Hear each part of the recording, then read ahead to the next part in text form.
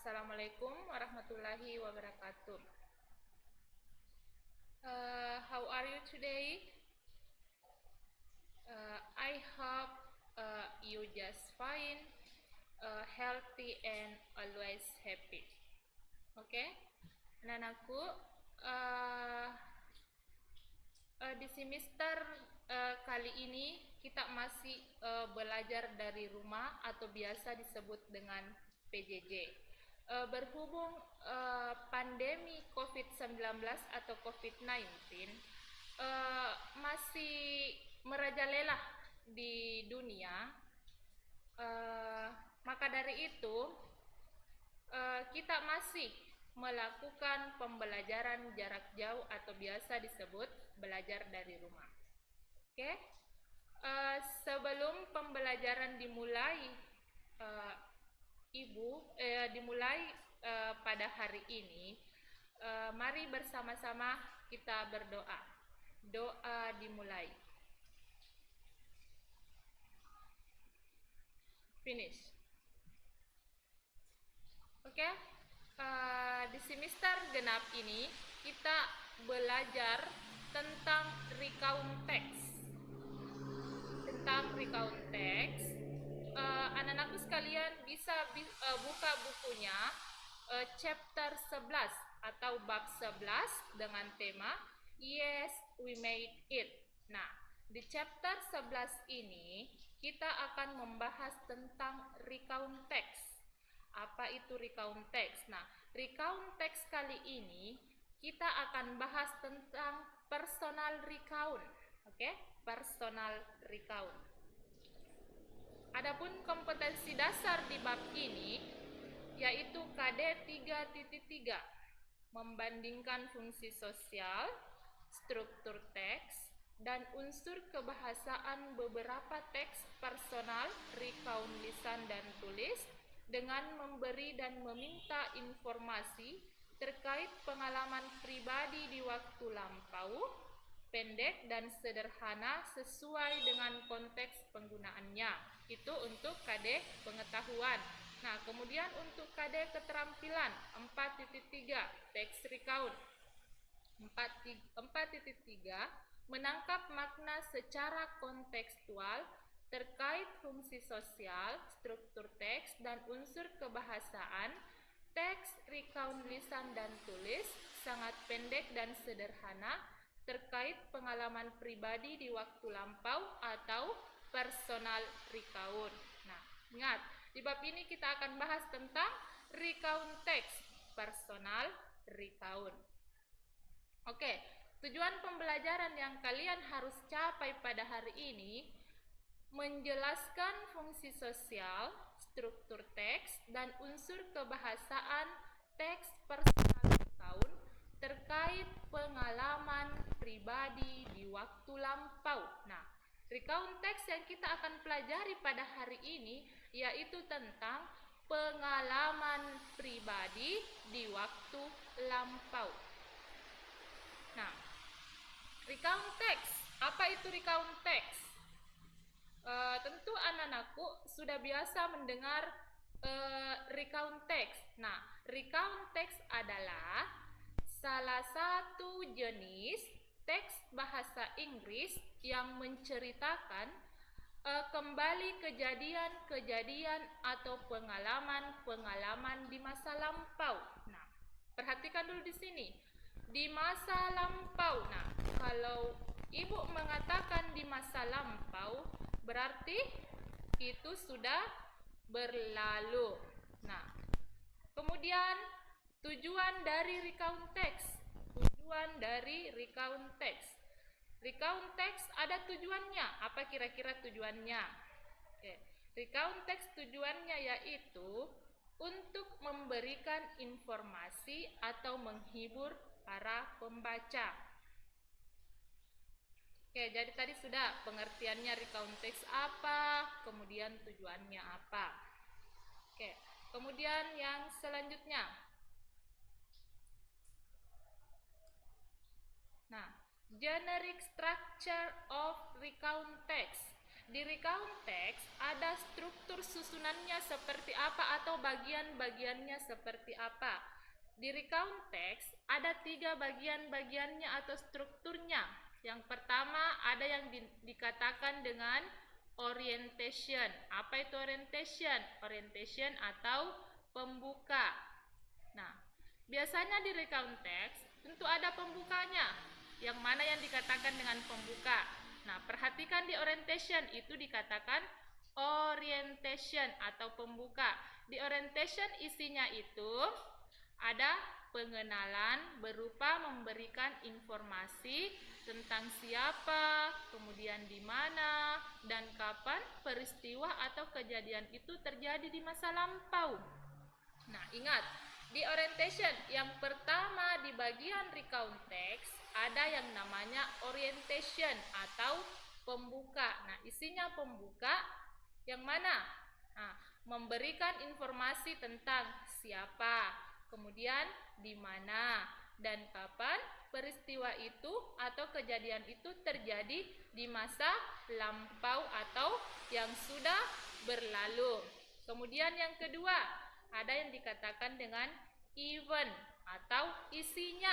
Tadi ada pembukanya, sekarang yang kedua isinya lagi. Apa itu isinya? Nah, isinya merupakan rekaman peristiwa yang terjadi. Yang mana yang dikatakan merupakan peristiwa yang terjadi? Biasanya disampaikan dalam urutan kronologis, seperti in the first day. Apa itu in the first day? Ada yang tahu?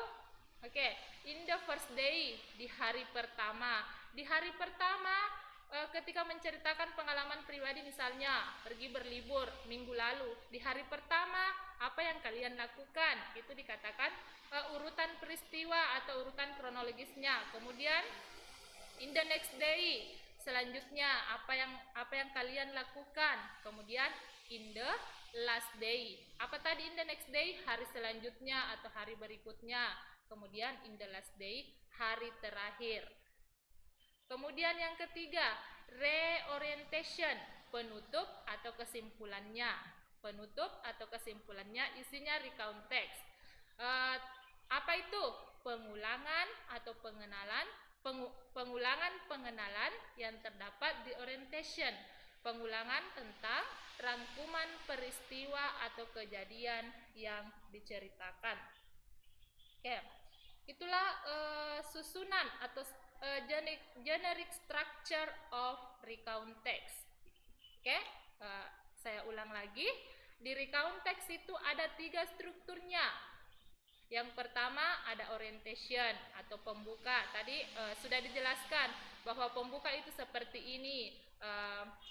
Dia memberikan informasi tentang siapa, di mana, dan kapan peristiwa atau kejadian itu terjadi di masa lampau. Kemudian yang kedua ada event atau isinya. Isinya seperti apa? Menjelaskan peristiwa yang terjadi, biasanya disampaikan dalam urutan kronologis seperti in the first day, hari pertama apa yang dilakukan, kemudian in the next day, dan in the last day. Kemudian yang ketiga, reorientation, penutup atau kesimpulannya, isi ceritanya sebentar yang berbentuk recount text. Kemudian fungsi sosialnya. Nah, di dalam recount text atau ketika kita ingin membuat recount text, ada beberapa bagian yang harus diperhatikan. Oke, dalam membuat recount text ada beberapa bagian yang harus diperhatikan. Yang pertama itu harus fokus pada individu. Yang mana yang dikatakan individu? Misalnya I atau we. Oke, jadi harus fokus pada seorang individu. Yang mana yang dikatakan seorang individu? Contohnya di subjek misalnya, kan subjek ada 7, ada I, you, we, they, she, he, dan it. Nah, di recount text ini kita disarankan ketika ingin membuat recount text, kita harus fokus pada seorang individu. Nah, subjek apa kira-kira yang digunakan kalau disarankan Ki atau dianjurkan Ki untuk fokus pada seorang individu? Nah, subjek di sini yang digunakan adalah subjek I atau we. Apa itu I? Apa itu we? Kalau I itu saya, kemudian we, kami. Kemudian yang kedua, fungsi sosialnya yang kedua, menggunakan menggunakan kata lampau atau past tense seperti menggunakan kata had atau visited. Nah, di sini ada. Nah, di recount text itu tenses yang kita gunakan adalah past tense. Apa itu past tense? Tenses yang bercerita tentang keadaan atau peristiwa yang terjadi di masa lampau. Nah, di past tense di sini kita menggunakan kata kerja yang sudah berbentuk lampau. Nah, anak-anakku sekalian, yang mana yang dikatakan berbentuk lampau? Yang sudah berlalu. Nah, kata kerja yang digunakan adalah kata kerja bentuk kedua. Contohnya kata kerja bentuk kedua. When. Apa itu when? Artinya pergi. Nah, bentuk when itu ada bentuk pertamanya atau ada presentnya, yaitu go. Nah, di recount text ini kita menggunakan kata kerja bentuk kedua atau past tense. Nah, itu yang kedua, fungsi sosial yang harus diperhatikan ketika ingin membuat recount text.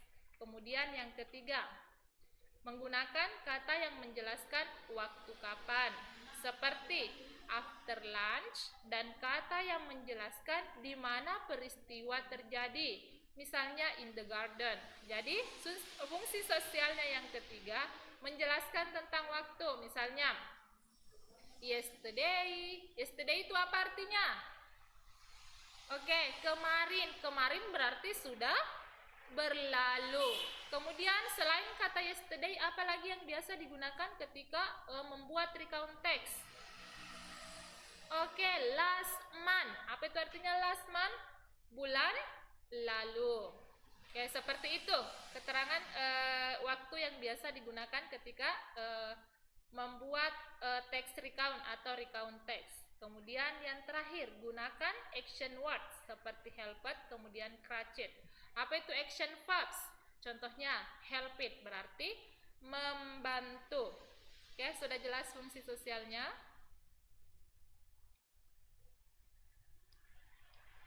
Nah, ini Ibu tampilkan example of recount text. Salah satu contoh recount text yang berbentuk personal recount. Ini salah satu contohnya recount text. My first time in Yogyakarta. Pertama kali saya ke Yogyakarta.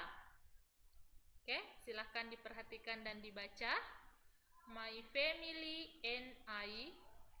Oke, silakan anakku dibaca. Kemudian, oke, sudah dibaca salah satu contoh recount text. Nah, sekarang kita ke tugasnya. Ada assignment atau tugas. Answer the question below based on the text. Nah, silahkan dijawab pertanyaan berdasarkan teksnya tadi. Oke, pertanyaan yang pertama, what is the recount text? Apa itu recount text? Yang kedua, what is the purpose of the text? Apa tujuannya tadi itu recount text? Kemudian yang ketiga, generic structure-nya recount text. Dan yang keempat, tenses yang digunakan ketika ingin membuat text recount. Oke? Sudah diperhatikan assignment-nya? Oke, anak-anakku sekalian, untuk pertemuan kali ini cukup sampai di sini saja. Mudah-mudahan kita semua dalam keadaan sehat walafiat. Nah, anak-anakku sekalian, ketika mengikuti pembelajaran harus menerapkan 3M. Apa itu 3M? Mencuci tangan, menggunakan masker, kemudian menghindari kerumunan. Oke, cukup sampai di sini. Sekian, wassalamualaikum warahmatullahi wabarakatuh.